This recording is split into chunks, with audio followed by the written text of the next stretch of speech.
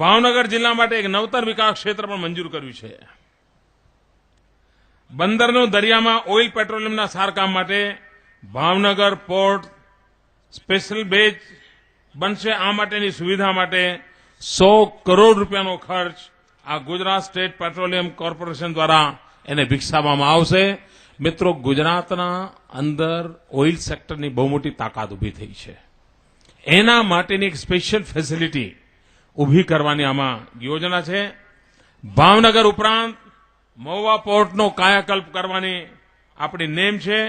મહુવામાં પણ ship building yard માટે અનેક પ્રાઇવેટ કંપનીઓ આજકાલ આવી રહી છે.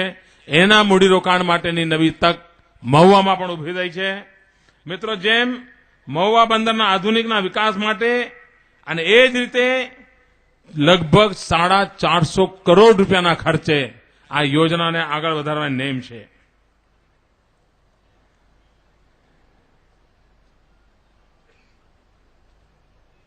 મિત્રો, ભાવનગર જિલ્લાના બંદરો અને આનુષંગિક સુવિધાઓ માટે ગુજરાત સરકારના 270 કરોડ, ગુજરાત મેરીટાઈમ બોર્ડનું એમાં યોગદાન અને ખાનગી કંપનીઓ, આમ બધાના પ્રયાસથી લગભગ 5,800 કરોડ રૂપિયા.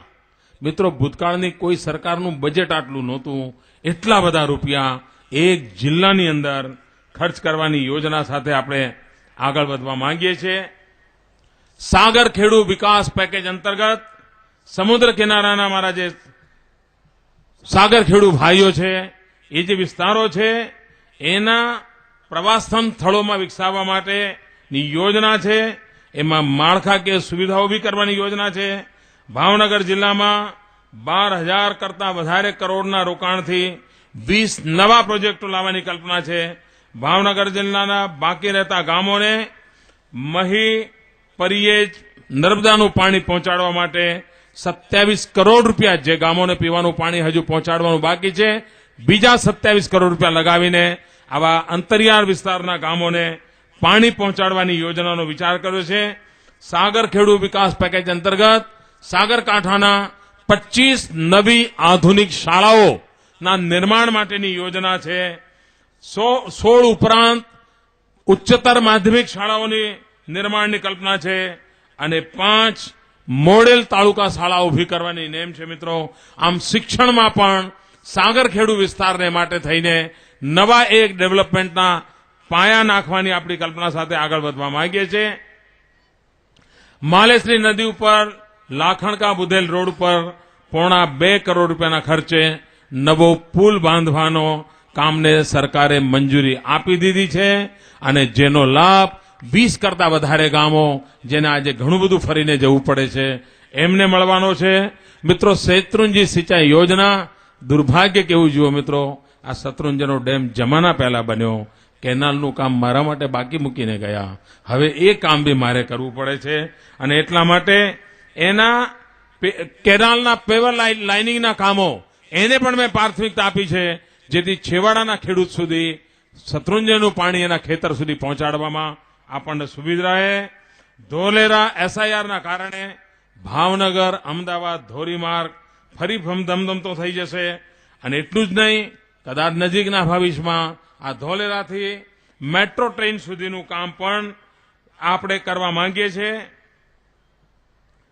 મિત્રો, આ જે મેદાનમાં તમે છો, કોઈ એક જમાનામાં દબાણ અને ઝૂંપડપટ્ટીથી ઓળખાતું મેદાન આજે આ ભવ્ય સભા સમારંભ માટે આખા ભાવનગરના ગૌરવને વધારનારું બની ગયું છે. મિત્રો, અનેકવિધ યોજનાઓ અમે એટલા માટે કહી મિત્રો કે હવે આટલું બધું બોલવા જવું તો રહી જાય, આંકડા આમ તેમ થઈ જાય, એટલે મને જરા કાગળનો ઉપયોગ કરવો પડ્યો.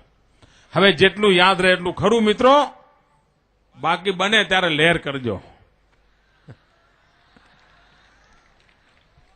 ભાઈઓ બહેનો, ગુજરાત વિકાસની નવી ક્ષિતિજોને પાર કરી રહ્યું છે અને આજે વિકાસની જ્યારે પણ ચર્ચા આવે ત્યારે ગુજરાતને એક મોડેલ તરીકેની ચર્ચા લેવામાં આવે છે અને એક સુવિદિત હકીકત બની ગઈ છે કે હિન્દુસ્તાનમાં સ્વાભાવિકપણે જે લોકો વિકાસને માટે પ્રતિબદ્ધ છે, જેમના મનમાં સાચ અર્થમાં વિકાસની નેમ છે, એવા રાજ્યો, એવા નાગરિકો, એવા આગેવાનો હંમેશા એમ કહે છે કે અમે અમારા રાજ્યમાં ગુજરાત જેવો વિકાસ કરી બતાવીશું. યાને વિકાસ કેવો કરવો તો કે ગુજરાત જેવો. અને જે લોકોને ગુજરાત સાંભળતા જ જરા નાકના ટેરવા ચડી જાય છે, ગુજરાત સાંભળતા જ જેમના પેટમાં ચૂંક આવે છે, જેમને ગુજરાત ન ગમે એવા લોકો હોય છે, એ પણ એમ કહે છે કે ફલાણી બાબતમાં અમે ગુજરાત કરતા આગળ છીએ. મતલબ સારું કરવું હોય તો પણ બેન્ચમાર્ક ગુજરાત, અને સારા દેખાવું હોય તો પણ બેન્ચમાર્ક ગુજરાત. મિત્રો, આનાથી મોટી ગુજરાતની કોઈ સિદ્ધિ ન હોઈ શકે. અને આ કામ ગુજરાતે કરી બતાવ્યું છે. મિત્રો, અનેકવિધ યોજનાઓ જયારે હું લઈને ચાલુ છું ત્યારે મારા મનમાં ગરીબ છેવાડાનો માનવી હોય છે. આટલી મોટી સંખ્યામાં માતાઓ બહેનો અહીંયા બેઠી છે. આજે આંગણવાડીની બહેનો યુનિફોર્મમાં બેઠી છે.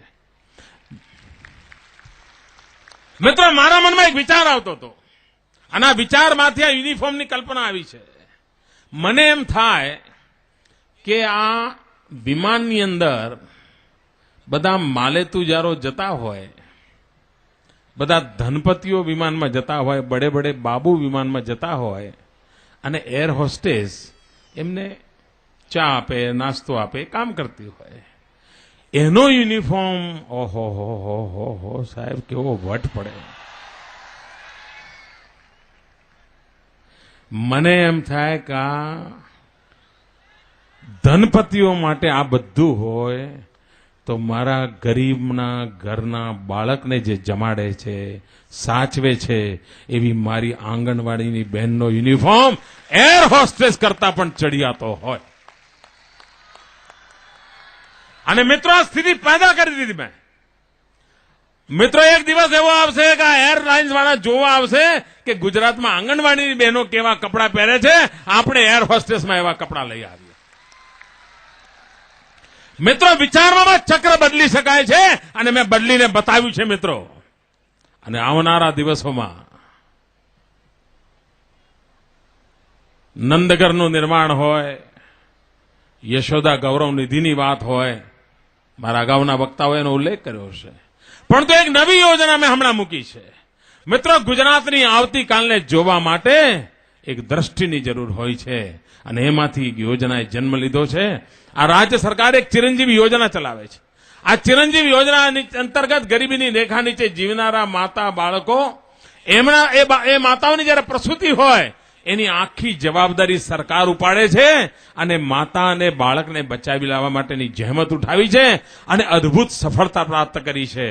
પરંતુ બાળક જન્મે ત્યાં સુધીની વ્યવસ્થા થઈ, અને ગયા 1 વર્ષના અનુભવથી મને એમ લાગ્યું કે આમાં એક નવું ડગલું આગળ વધવાની જરૂરિયાત છે. અને ચિરંજીવી યોજના પછી એક નવું ડગલું હું આગળ વધ્યો છું, અને એના માટે મેં યોજના બનાવી છે, બાલ સખા યોજના. મિત્રો, આ બાલ સખા યોજના એવી છે કે આ ગરીબીની રેખા નીચે જીવનારી માતા સરકારની યોજનાથી હોસ્પિટલમાં એના બાળકને જન્મ આપે, પણ ઘરે ગયા પછી કોઈ બીમારી આવે તો એની પાસે એટલું ગજુ નથી હોતું કે બાળકને બચાવે. અને મિત્રો, હિન્દુસ્તાનમાં અનુભવ એવો છે, 30% બાળકો એવા છે કે જે પોતાનો પહેલો જન્મદિવસ નથી જોતા. મિત્રો, આનાથી વધારે દુર્ભાગ્ય કોઈ હોઈ શકે નહીં. 30% બાળકો આ દેશમાં એવા હોય કે જન્મ્યા પછી એનો પહેલો જન્મદિવસ નથી ઉજવતા. તો આ સમયમાં એની કાળજી કોણ લે? આ સ્થિતિ પલટવી કેવી રીતે? અને એમાંથી આ સરકારે બાળ સખા યોજનાનો વિચાર કર્યો, અને જે ખાનગી બાળ રોગ નિષ્ણાત ડોક્ટરો છે એમની સાથે કરાર કર્યા, અને એમને કહ્યું કે અમારી હોસ્પિટલમાં ચિરંજીવી યોજનાથી જન્મેલું બાળક હવે જ્યારે ઘેર જાય તો 12 મહિના સુધી એ સાજુ સમ રહે એની ચિંતા તમારે કરવાની, બિલ મારી સરકાર ચૂકવશે.